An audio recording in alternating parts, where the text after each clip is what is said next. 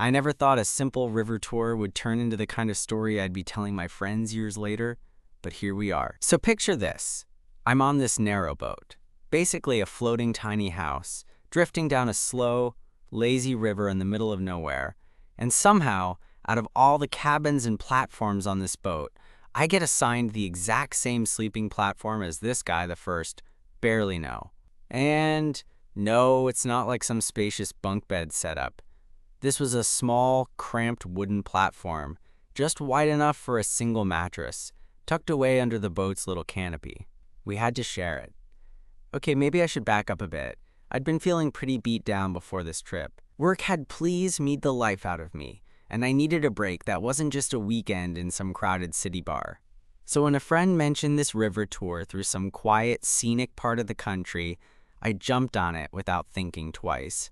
No Wi-Fi, minimal cell phone signal, and a handful of people sharing this old-school wooden boat, drifting through nature like we were in some old postcard. When I got there, I was already in full escape mode. Hoodie, jeans, carrying only a backpack with the essentials. The group was small. Maybe a dozen people, mostly couples or friends who clearly knew each other better. I stuck to the edges, hoping to keep my head down and just soak in the quiet. That is, until the tour guide handed me the key to my sleeping platform, and then, moments later, this guy named Jamie showed up, telling me, "Looks like we're roommates." Jamie. He had that kind of easy smile that felt like he wasn't trying too hard, but somehow still made the whole room a little warmer. Mid-20s, with this tousled brown hair that looked like he'd just rolled out of bed, which honestly fit the vibe of the whole trip perfectly. His voice was calm, a little rough, like he'd spent a lot of time outdoors but wasn't trying to prove it. I wasn't expecting to bond with anyone on this trip. Hell, I wasn't even expecting to have to share a platform with someone. But there we were, both staring awkwardly at this tiny space that was supposed to be ours for the next 4 nights. The first few minutes were this weird mix of fumbling around, trying to find spots for our stuff, on a platform that barely fit 2 people sideways, let alone with backpacks and jackets. I'm pretty sure we both considered giving up and setting up some kind of makeshift tent on the deck. But then Jamie cracked a joke about how this is either the worst or the best sleeping arrangement ever, and just like that, the tension eased. We ended up sitting there for a bit, legs dangling over the edge of the platform, watching the river glide past as the sun started to dip low behind the trees. The whole scene felt like something out of a movie, except here we were, 2 strangers stuck together, figuring out how not to annoy each other in a space that left 0 room for personal bubble. I could tell Jamie noticed I was a little guarded at first, and honestly, I didn't blame myself. Sharing a tiny sleeping space with someone I didn't know wasn't exactly my idea of a vacation. But as the boat started moving and the gentle rocking set in, something about his presence felt unexpectedly comforting. That's when I realized this trip was shaping up to be way more than just a quiet getaway. And as I looked over at Jamie, who was now casually kicking his feet and humming some tune I didn't recognize, I couldn't help but wonder how 4 nights on this cramped platform could possibly change everything. Jamie glanced my way, his smile fading just a bit, as if he was weighing whether to say something more or just keep the easy vibe going. Finally, he broke the silence with this casual, "So what's got you escaping the city?" I shrugged, messing with the frayed edge of my sleeve like it knew all my secrets. Work stuff, mostly. You know, the usual grind. Figured some river, some quiet, might help me reset. He nodded, like he understood without needing me to spill all the details. Yeah, I get that. I've been in a similar spot, needed a break from the noise. His voice was softer now, like he wasn't just filling up the quiet, but actually talking to me. That was the thing about Jamie. He had this way of making it feel like the whole world had just shrunk down to the 2 of us on this tiny platform, even though the rest of the boat was buzzing with other people. I found myself wanting to hear more about him, where he was from, what he did, what made him choose a river tour instead of, say, a beach or some mountain hike. Before I could ask, he beat me to it. I'm from a small town, not far from here. Grew up around rivers and woods. Works in graphic design now, but I'm definitely more of an outdoors guy. Graphic design, huh? That's pretty creative. Yeah, I like it, but sometimes I think I should just drop it all and live in a cabin forever. He laughed softly, eyes reflecting the orange streaks of the setting sun. We fell into a quieter rhythm after that, the kind that feels comfortable without forcing words. The river carried us forward, and with each passing minute, the awkwardness between us dissolved a little more. Later that evening, when the others had retreated to their own spaces or huddled around the campfire on the shore, Jamie and I remained on the platform. The sky was a deep navy, the stars just starting to peek out. The gentle creaking of the boat against the water and the faint rustle of trees set a kind of peaceful soundtrack. "Hey," Jamie said suddenly, his voice low. "I'm glad we got stuck sharing this platform. Would have been a lot lonelier otherwise." I caught myself smiling before I could stop. "Me too." That's when he shifted a little closer, not enough to be obvious, but enough that I noticed. There was this quiet expectation hanging in the air, something I didn't expect but didn't want to deny either. "How long have you been like this?" he asked, almost a whisper. I wasn't sure what "like this" meant exactly. Maybe him asking if I was out, or if I was always on the lookout for something real? I took a slow breath. "Long enough to know it's not always easy," I said, folding my arms and leaning back against the wooden railing, "but also long enough to know I want something that's more than just surface level." Jamie nodded, like he understood that better than I expected. "Yeah, same here." We stayed there for a while longer, neither of us pushing for more, but both feeling something shift. It was like this tiny, cramped platform had become its own little universe, where the outside world and all its noise didn't exist. The next day, the weather was clear, and the river glistened under a bright sun. Jamie and I ended up exploring the banks during one of the stops, walking along the grassy edges, the boat anchored nearby. It was easy to talk to him now, like we were old friends catching up after a long time apart. At one point, we found this small clearing with a fallen tree bridging the river's edge. Jamie climbed up first, then held out a hand for me. I took it without hesitation. There was something about his grip, solid and warm, that made me feel a little less like I was just drifting through life. As we sat side by side on that log, legs dangling over the water, I noticed how the sunlight caught in his eyes, making them look almost gold. For a moment, I wondered if he felt it too, the way the world seemed to pause, just for us. Back on the boat that evening, the usual group chatter felt distant.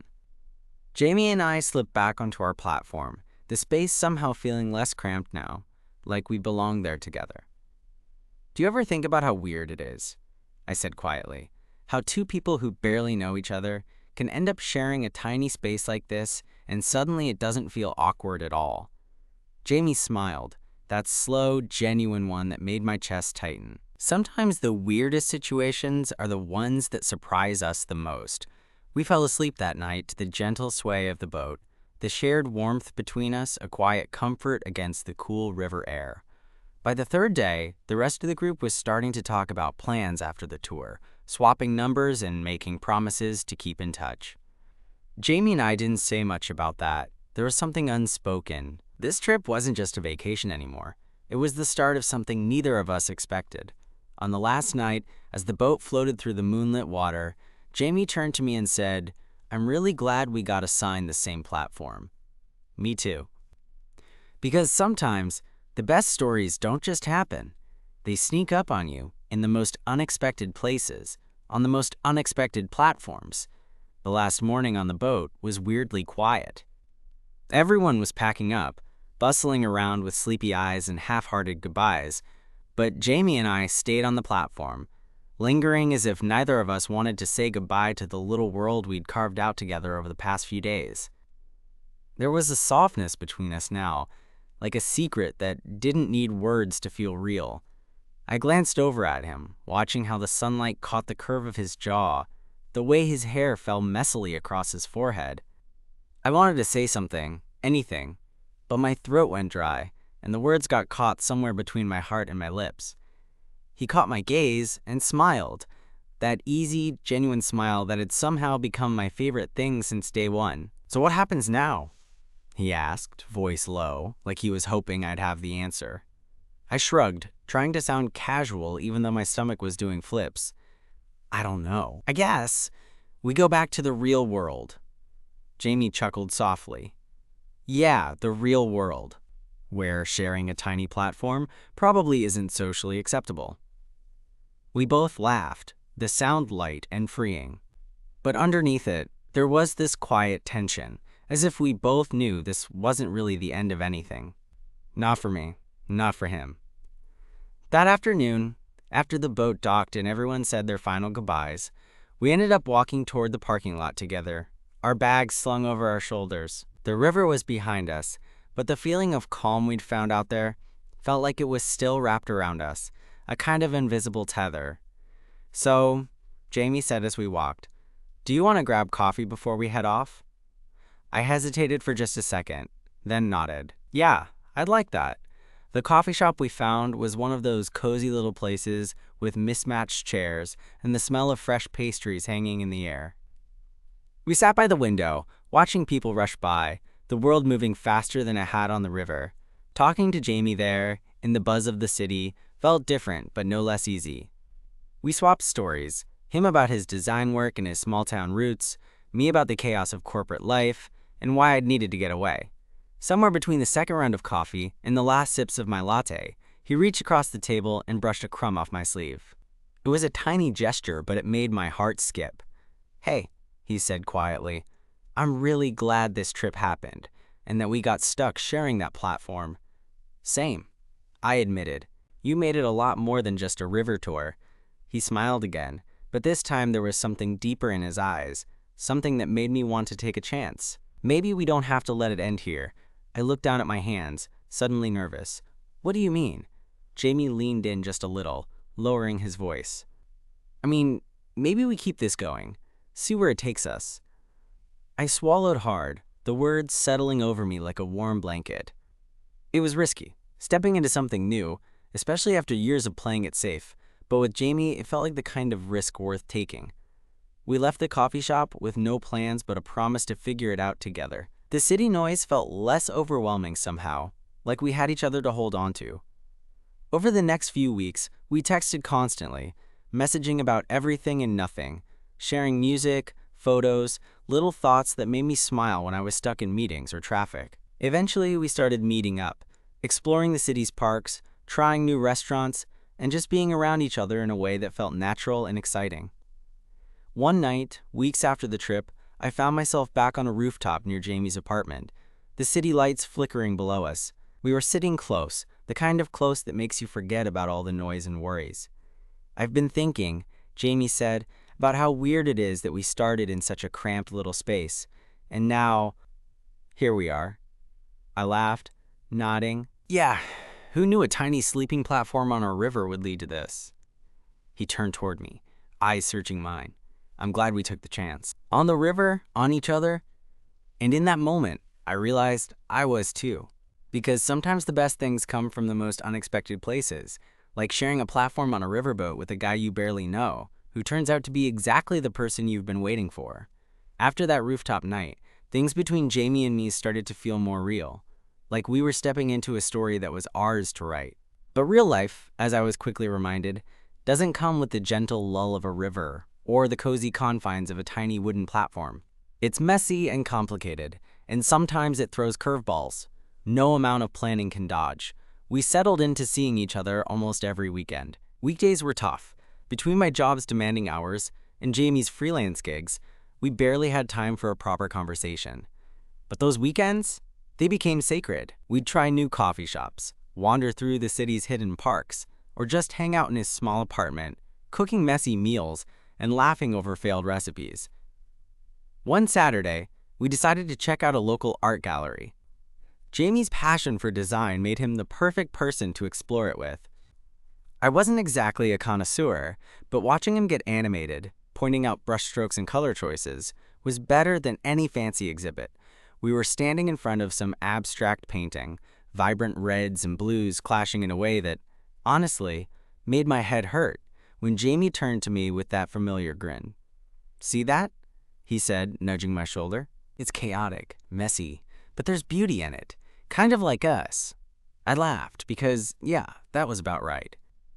Our relationship wasn't some polished romance. It was two people stumbling their way through, learning to navigate around each other's quirks and fears. But beneath the lighthearted moments, I could feel this undercurrent of something else. Unsaid worries, maybe. I'd been wrestling with the idea of opening up fully, of letting Jamie in deeper. Past relationships, or whatever you want to call them, left scars. I was scared of being vulnerable. One evening, after a late dinner at his place, we were sprawled on the couch half watching a movie neither of us really cared about. Jamie shifted closer, resting his head on my shoulder. It was comfortable, but also felt like a gentle challenge, like an invitation to lower my walls. I took a shaky breath. "Jamie, can I be honest?" He looked up, eyes soft and patient. "Always." "I'm scared," I admitted. "Of what this could become, of getting hurt. I'd been out there before, and it wasn't good." He nodded slowly. "I get that. I've had my share of heartbreak too. But maybe it's worth risking it. Not because it's guaranteed to be perfect, but because it could be something real." His words hit me harder than I expected. There was no pressure, no grand promises, just this quiet offer of trust. In that moment, I realized that maybe the shaky, messy feelings I'd been trying to avoid were exactly why this was worth holding on to. We didn't need more words after that. Jamie squeezed my hand, and I felt the tension ease between us. A few weeks later, I invited him to a small family gathering. It was nerve-wracking, introducing him to people who didn't know me well, let alone this new, important part of my life. But Jamie showed up with that same easygoing charm, making jokes and genuinely connecting with my relatives.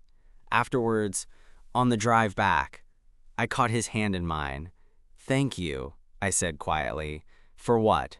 "For being you. For jumping into all this with me." Jamie smiled, that warm smile that always made me feel safe. I'm glad we met on that platform. Weird situations make the best stories. Looking back, I think about that tiny sleeping platform on the river and how it forced us together. Two strangers, cramped in a small space, finding something unexpected. Sometimes, love sneaks in through the tightest spots, shaking up your world when you least expect it. And honestly, I wouldn't have it any other way. It was the kind of Sunday afternoon that felt like it was holding its breath, soft light filtering through the curtains, and the quiet hum of the city just outside the window. Jamie was in the kitchen, experimenting with some new pasta recipe he'd found online, and I was sprawled on the couch, half listening to some playlist he'd made for me. For some reason, moments like this, the ordinary ones, felt like the most important. I watched him move around the kitchen, that easy confidence he carried even when he was making a mess, and I caught myself thinking, how did I get so lucky? The guy that first barely knew 4 weeks ago was now this person I couldn't imagine my days without. "Hey," Jamie said, glancing over his shoulder with that cheeky grin. "You're awfully quiet. What's going on in that brain of yours?" I laughed softly, shaking my head. "Just thinking about how different life feels now. Like, remember that river trip? Sharing that tiny platform?" He came over and flopped down beside me, grabbing my hand. "Yeah, how could I forget? The ultimate test of personal space." I squeezed his hand, feeling that familiar warmth. It's crazy to think how much happened since then. I wasn't looking for anything. I didn't even want to share a sleeping space, honestly. Jamie raised an eyebrow. "But now?" "Now," I said, turning to face him. "I don't want to imagine life without you. And, well, I'm scared." There it was, the confession, the words that had been swirling in my chest for days, but I hadn't dared say out loud. Jamie's expression softened, and he tucked a loose strand of my hair behind my ear. "Scared of what?" he asked gently. "Of falling too hard, of losing myself again, of what happens if things don't work out." He nodded thoughtfully. "Yeah, I get that. But I also think some things are worth the risk." We sat like that for a while, hands intertwined, sharing a kind of quiet that felt like understanding. A few days later, something unexpected happened. I was at work when my phone buzzed with a message from Jamie. "Got tickets for that concert we talked about. Saturday night. You win." The city's noise faded for a second, replaced by this rush of excitement. Absolutely, I replied. Saturday night came fast. Jamie picked me up, and as we drove through the city streets, the energy in the car was light but charged, like we were on the edge of something new. The concert itself was amazing. Not just the music, but the way Jamie looked when the lights hit his face, the way he moved with the beat like he belonged there. I caught myself stealing glances, feeling this swell of affection that made my chest tight. Afterwards, we found a quiet spot away from the crowd, sitting on the curb, sharing a bottle of water. Jamie nudged me gently. "You okay?" he asked. I nodded, but I could feel my heart pounding. "Yeah, just thinking about how weird life is. One minute you're strangers, and the next you're this." He smiled, eyes shining. "This feels pretty great." I took a breath, the words finally catching up with the feeling. "Jamie, I really like you. More than I thought I would. More than I've let myself admit before." He reached out, cupping my face softly. "I like you too. A lot." And just like that, the barrier I'd been holding up wobbled and fell. The weeks that followed were a blur of firsts. First dinners where we tried to impress each other. First lazy Sundays wrapped in blankets. First small arguments that ended with laughter and apologies. We were learning how to be a we, which was messy and beautiful all at once. But then, reality crept in. Jamie's freelance work started picking up, meaning more travel and late nights. My job demanded overtime. Suddenly, the weekends weren't always ours. The easy rhythm we'd found began to feel fragile.